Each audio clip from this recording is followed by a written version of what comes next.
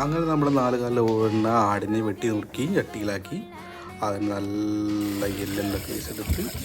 എല്ലാം കഴുകി വൃത്തിയാക്കിയത് ഉള്ളി തക്കാളി അരിഞ്ഞുകൊണ്ട് അരിഞ്ഞ് അടിപൊളിയൊക്കെ നൈസാക്കി അരിഞ്ഞ് നമ്മളത് പാത്രത്തിലിട്ട്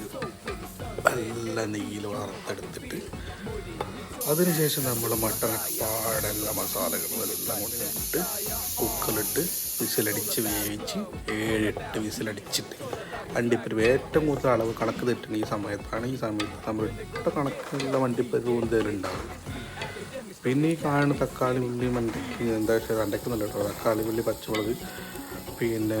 ഇഞ്ചി വെളുത്തുള്ളി ഇതൊക്കെ ഇട്ട് നല്ല വയറ്റി മട്ടൺ ആ വയറ്റിലേക്കാണ് തട്ടി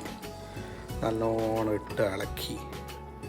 റെഡി. അതിന് മേലെ ചോറിട്ട് ചോറിന് മേലെ ദമ്മിട്ട് ദമ്മിൻ്റെ മേലെ കറി കഴിച്ച് അണ്ടിപ്പരിപ്പ് ഇട്ടി വെയിറ്റ് ദമ്മ്